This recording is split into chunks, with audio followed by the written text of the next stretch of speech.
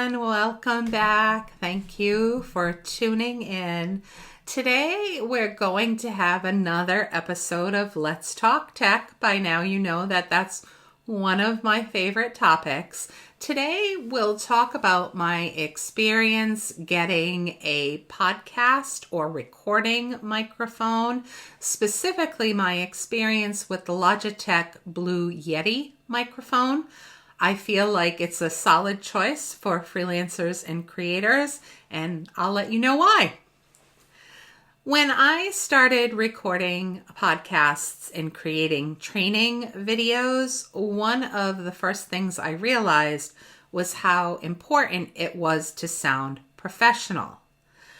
I had recorded several learning videos using a regular headset, and honestly, I listened to it and it sounded like I was talking through a sock. That's when I decided that it was time to invest in a real microphone, something that would make my audio clearer, more engaging, and more polished for my audience. Now, I am not a microphone expert. I did not know one microphone from the other when I started, and I will admit I got totally lost researching microphones. There are so many options on the market, and there are so many technical details that are associated with some of these microphones that I spent hours reading reviews, watching YouTube comparisons, and even scrolling through audio forums. I was looking at microphones that started around or just under $50, all the way to microphones that were in the range of almost $500. I didn't know exactly what I needed to spend. I didn't know the benefits of one over the other. And as I mentioned, I was pretty much completely lost because some of these microphones promised studio quality sound and others promised to pick up every nuance of your voice. Did I want that?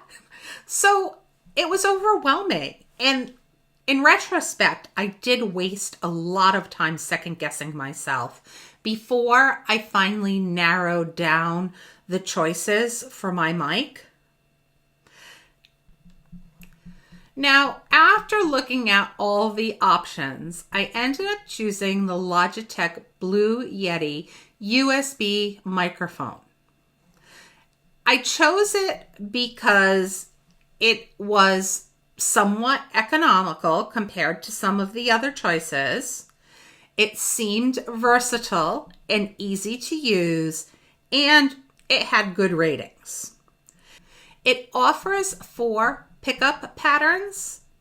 It's plug and play, and it's a sturdy build. That is supposed to make it perfect for podcasts, training videos, and virtual meetings. But with all that said, I am going to honestly say that the reviews were not that helpful to me because I didn't fully understand all of the features that were available on the microphones, so I didn't know if it was going to be beneficial to me or not. But one of the main reasons that I ended up choosing the Blue Yeti microphone was because Pat Flynn recommended it. And if you're not familiar with Pat Flynn, I'd mentioned him on one of my previous episodes as a podcaster that I listen to. He's fairly well known in the entrepreneurial space. He's got a very popular podcast. I'd recommend that you check it out.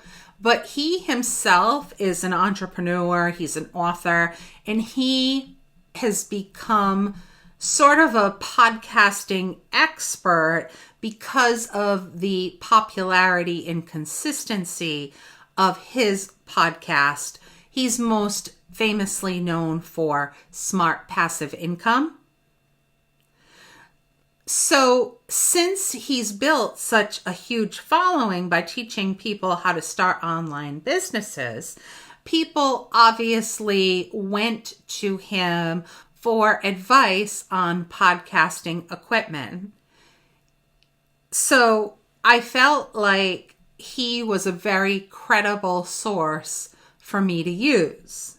And he described the Blue Yeti as a great starter mic for podcasters who want quality audio without needing an audio engineering degree. That was what I was looking for.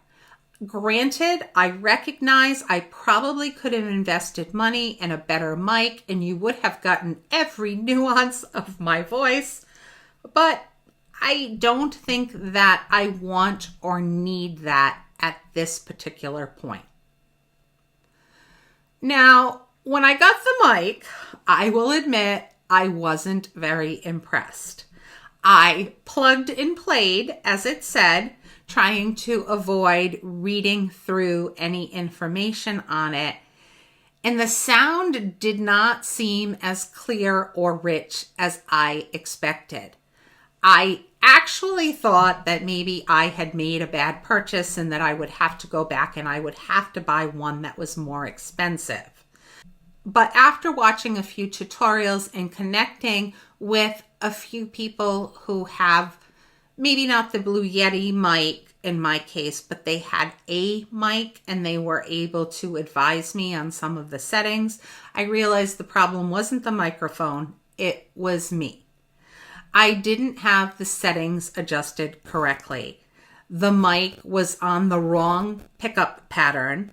My gain was way too high and I wasn't positioning it properly. On that note, did you know that you're supposed to speak into the side of the mic, not the top? Just a little something to learn. I'll pass on that learning tip to you. And then once I corrected those things, the difference became noticeable and I did feel like my message was coming across clear and the microphone was worth the investment.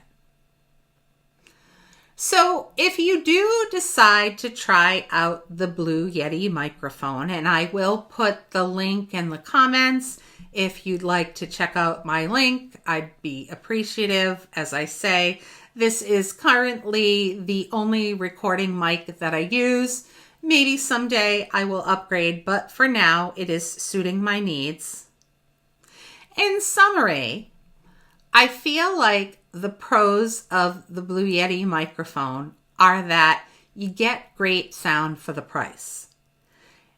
It isn't the same as a $400 studio mic, and I'm not going to pretend that it is, but it sounds crisp and professional for those of us who use it for voice recordings and podcasts.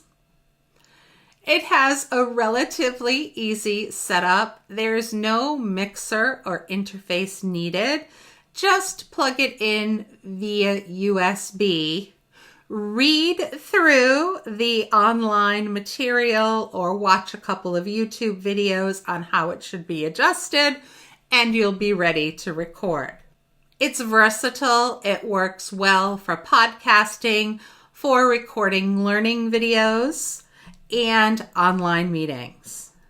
It's sturdy. I move my microphone around. I have an L-shaped desk, and depending on what computer I'm working on, I move it from side to side. I'll admit that I have dropped it a few times, and it is very sturdy. I don't generally show it on camera, but it looks professional, like a professional podcast mic, if you do decide to show it. There are multiple pickup patterns. What does that mean? Well, that means you can switch between different recording modes depending on whether you're solo, interviewing someone, or capturing a group discussion. That has not been relevant for me up to this point because I truly am a solopreneur at this point, but it may be something that I want to do in the future, and I'm happy to have that capability. You also have built-in gain control and a mute button. Those are small features, but they make a big difference when you're recording or presenting live.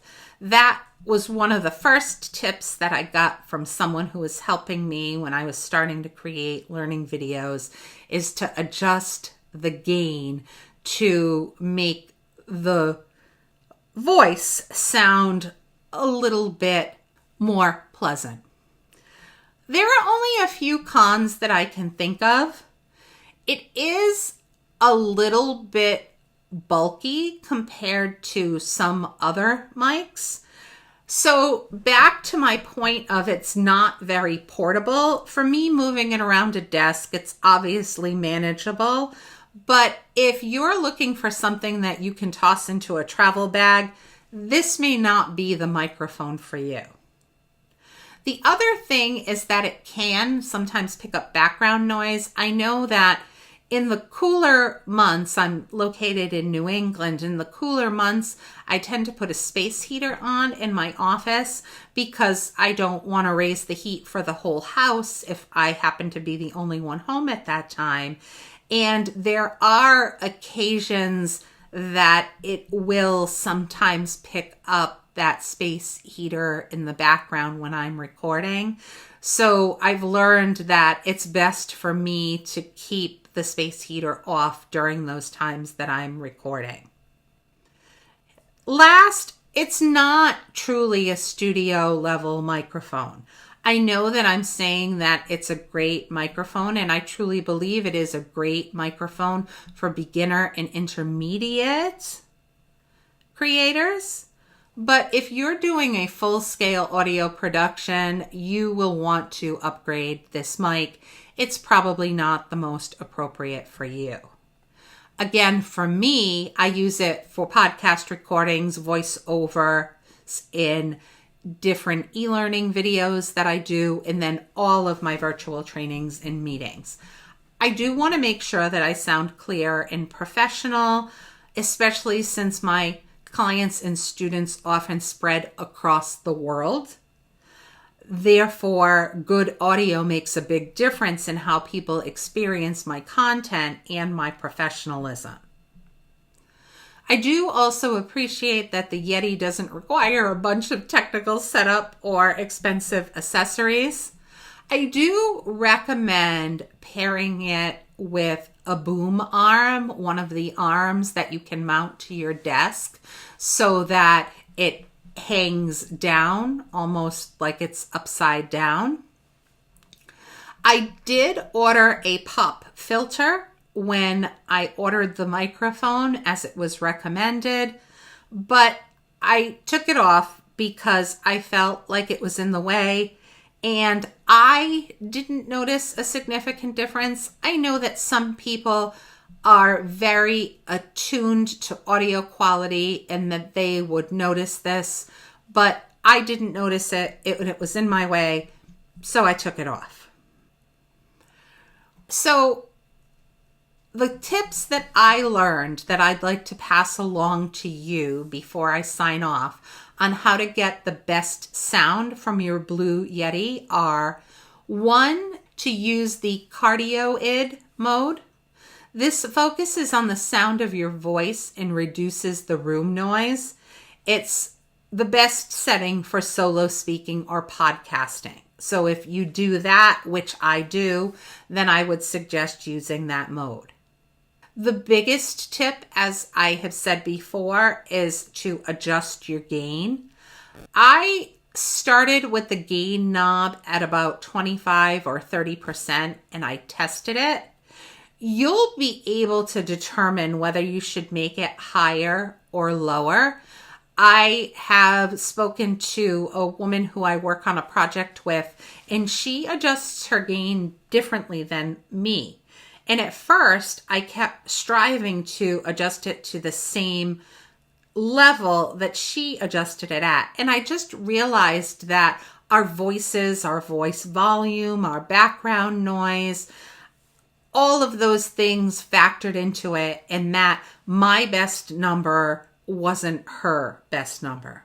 Next, be sure to position it correctly. Again, you want to speak into the side of this mic, not the top. And people recommend that you keep it about 6 to 10 inches away from your mouth. When I'm recording videos, I do that. The tip that I learned was to do, something like this, where you could put your thumb and about where your pinky finger reached to was about how far you'd want to be. In these videos, I am a little bit further away. You may want to add a pop filter or a foam cover. This is supposed to help soften your P and S sounds and give your voice a more polished tone. I understand that, but as I mentioned, I didn't notice a discernible difference and my pop filter was getting in my way. I think because I move my mic around a bit, but that is entirely up to you. The other thing is you do want to pay attention to your room acoustics. They do matter. I'm fortunate. My office is not that large. It has a door that I can close on it. So I don't have that echoey sound that I know that some people do get if they're in larger spaces or they're in spaces that don't have anything that will absorb any of the sound. Let's face it, even a good mic can sound badly in a room with an echo. So try recording in a carpeted space or add a few soft furnishings to absorb the sound. I know I have long curtains in my office. I do think that may factor in and help a little bit. So in summary, the Blue Yeti is not the best microphone in the world, but that's not what it's trying to be. It's trying to be a solid, reliable, and affordable microphone that delivers studio quality sound for creators who want something that's easy to use and versatile enough to handle for multiple types of projects. So for freelancers, trainers, and amateur podcasters like me, it's a great entry-level investment that bridges the gap between the very basic USB mic and the professional studio setup. I've had mine for a while now and it's still going strong. If you're starting out in podcasting, creating training videos, or just want to upgrade how you sound on your calls and recordings, consider getting the Blue Yeti mic. Again, it's linked in the comments if you would like to use that link. I think it's worth considering. Just make sure to take a little time to learn the settings before you judge it like I did. Thanks for listening. Please like and subscribe if you found this video helpful to you and you would like to see future ones. Until the next time, take care. Bye.